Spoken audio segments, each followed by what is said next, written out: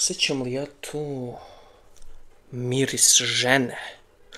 Poštovani gledalci, javljamo vam se sa najnovijim i najvažnijim vestima iz sveta stripa. Naime, Dušan koji ne pije kafu konačno je uspeo da povrati ovaj svoj kanal, ali šalu na stranu, želeo bih stvarno da se zahvalim svim damama i jednoj princezi koji su zaista obogatile ovaj kanal što sopstvenim prisustvom, što divnim preporukama. Za kontekst, u slučaju da ne znate o čemu pričam, u pitanju je prethodni video i ostaviću link ka njemu u opisu. Nije lako, matori.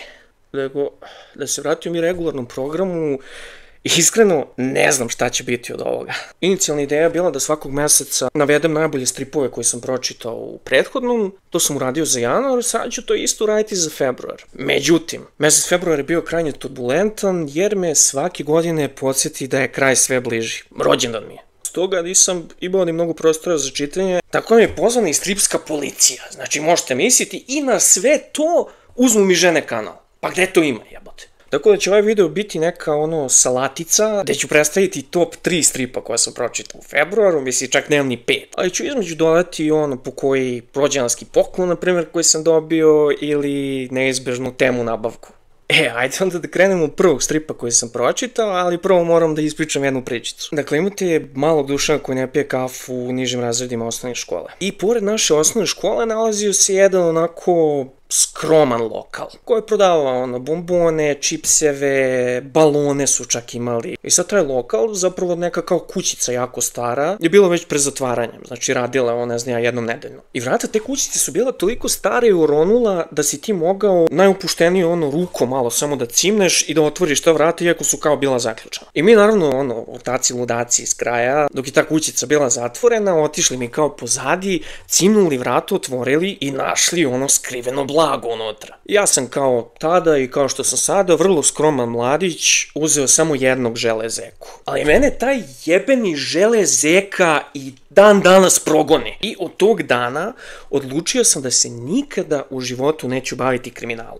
Sad, možemo da pređemo na strip o kojem sam zapravo želeo da vam pričam. U pitanju je ARK, odnosno kopija koju sam ja ranije dobio od izdavača pre nego što je strip objavljen. Kako bih dao svoje utiske o tom stripu, napisao neku recenzijicu, poslao komentar izdavaču itd. Strip se zove Max Shots i glavni protagonista Max Shotsa definitivno nije samo stao kod železeke. Već u poodmaklim godinama napustio je svoj rodni grad i bavi se nekim poprilično ozbiljnijim kriminalom, otmicama, tučama, krađom, belim robljem i šta ti ja znam. Sestra ga iznenada zove, u panici uplakana i govori mu kako je njena ćerka u stvari oteta. I zove ga nazad da se vrati u svoj rodni grad kako bi saznao šta se s njom desilo, gde je, šta je, putem svojih kriminalnih konekcija koje ima u tom gradu. I sad ako zanemarimo svu tu akciju, naravno koja je nužni produkt života kriminalca, Max Shots je, pored toga što je teški noir, i neka vrsta slice of life-a možda. Jer se konstantno provlači ta priča šta bi bilo kad bi bilo, šta da nisam ukrao onog železeku, bukvalno kad sam bio mali. Da li bi ona bila oteta, da li bi bio u boljim odnosima sa svojom porodicom, da li bi bio bolji čovek. Takve i mnoga druga pitanja se provlače kroz čitav strip dok on razgovara sa svojim poznanicima i prijateljima iz detinjstva i svog rodnog mesta. Dok Max Shots nije baš najoriginalniji strip na svetu, čak je jedan od likova u stripu zapravo rekao kao šta je ovo, kao da je neka scena iz filma Taken. Strip ima i tekako šta da ponudi. Iako sam dugo razmišljao o tom jebenom železeki. Crtež je krajnje minimalističan, tako da ako niste fanovi tog crteža, možda je najbolje da zaobiđete Max Shots. Strip pored jako jednostavnih linija ima bukvalno samo 3 boje, znači bela, narandžasta i plava. Znači neki panel je belo-plavi, neki panel je belo-narandžasti. U čitanju stripova prekinula me je pomenuta činjenica da je kraj sve bliže, ali kada ste okruženi jako dobrim ljudima koji vas vole i koje vi volite, koliko zvučalo kao sve za ljubav. Jednostavno vam sve bude lakše. Pa sam tako pored ove fantastične majice koju trenutno nosim, dobio i fantastični savez jastuk. Ali fantastičnom savezu to nije kraj jer sam dobio i ovo ćebe koje je najviše ćebe na svetu. Sad ću se ogrnuti njime dok pričam o narednom stripu pa dokle god izdržim. Ovako da se vidi barem na početku. Jedna kratka uvodna priča. Sad ozbiljno. Ukoliko pratite moj kanal, ja smatram da ste koliko toliko otvorenih shvatanja otvorenog uma i spremni da prihvatite nešto potpuno novo ili nekonvencionalno. I to kažem bez trunke arogancije, jer se ja stvarno trudim da prikažem što raznovrsniji sadržaj, možda neke nove ideje, stalno zovem goste različitih mišljenja, različitih ukusa. I sad pojavio se taj jedan naslov koji je dočekan, pa recimo s jedne strane cvećem i vatrometima, a sa druge strane je dočekan da ne kažem čime. Taj naslov je Manga Želim da pojedem tvoj pankreas, autora čija imena ne želim ni da pokušam da izgovorim. Mislim, vidite kuda već ovo ide. Naslov stripa je krajnje nekonvencionalan, ali ukoliko ste iz Japana ili poznajete japansku kulturu, uostalom i objašnjeno je u stripu zašto se strip tako zove. U pitanju je onako neka izreka ili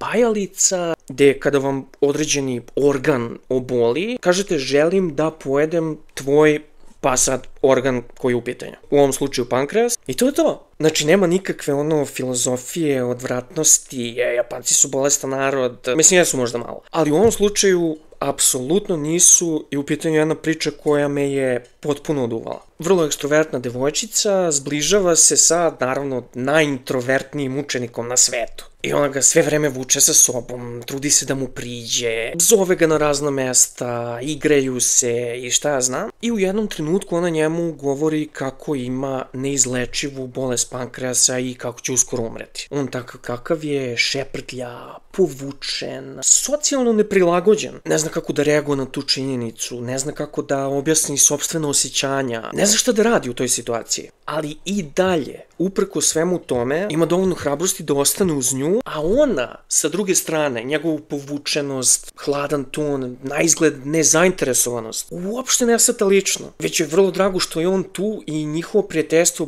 bukvalno cveta tokom ove mange. I to je otprilike sve što treba da znate o želim da pojedem tvom pankreasu, jer kao što je potrebno pobediti neke sopstvene predrasude kako bi se uzeo ovaj strip uopšte u ruke zbog takvog naslova, i sami junaci ovog stripa morali su da prebrode neke svoje načine razmišljanja, predrasude, naučene stilove ponašanja, jer su uvidjeli da postoji nešto daleko vrednije i večnije od zone komfora. Ocrtežu neću mnogo zato što je krajnje jednostavan, jednostavnih linija, gotovo da senčenja ni nema, zato što je fokus upravo na tom odnosu njihovom. Tako da u mene velika preporuka i zaista vam želim da pobedite sopstvenu zonu komfora ako imate i da date šansu ovom prelepom i jako toplom stripu.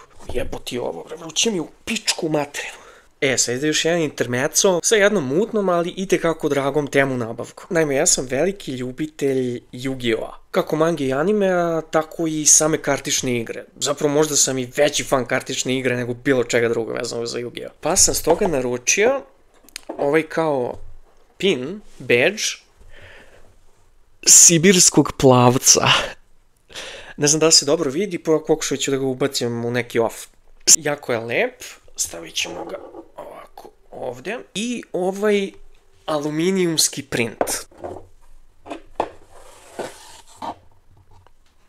Bukvalno i dan danas najpoznatiji monstruma iz Yu-Gi-Oh! Tu su znači i mračni čarobnjak, i sibirski plavac, i obelisk, Ra, Slifer, Exodia, ovo je onaj Joyev, kako se zove, pišite u komentaru, ja sam bukvalno zaboravio, i onaj Skull Crusher, ovo je sad malo blam, kao ja veliki fan Yu-Gi-Oh, a ne znam kako se zovu, a znam koji su, a ne znam kako se zovu. Što me ujedno dovodi do pitanja, da li biste voljeli recimo da vidite moju kolekciju Yu-Gi-Oh karata? Da, prezirem kolekcije, ali Yu-Gi-Oh je nešto što mi je jako blisko i što pratim bukvalno i dan danas u smislu dešavanja, koje su nove karte i tako dalje, a ga jako dugo nisam igrao. I kao treći strip koji se našao na listi mojih omiljenih stripova iz februara imamo, što bi rekao Boško Obradović, Prevoj priču o životima. Jedna jako topla priča, ali i bittersweet. Jel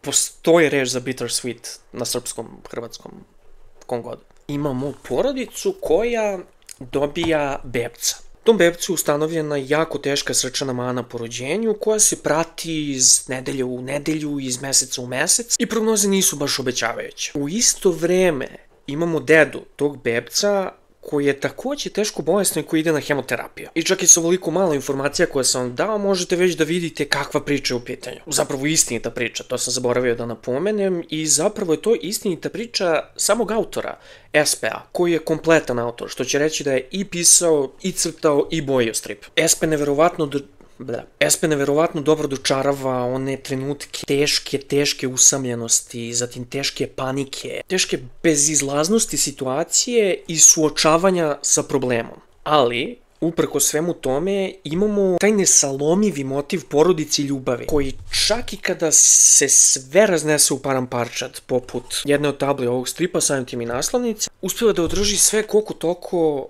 pod kontrolom, a ljubav i porodica uspevaju čak i da održe čoveka u životu, uprkos najgorim lekarskim predikcijama. Crtež u prevoju je fenomenalan. Mislim da je ovo prvi SP-ov strip koji sam ja pročitao, on je vrlo često kompletan autor, a ponekad ima i scenaristu, pa onda crta po scenariju. Ali ono što je karakteristično za njega je vrlo specifična paleta boja koju koristi. Znači, vi možete pogledati na bilo koju tablu i da kažete da, ovo je SP.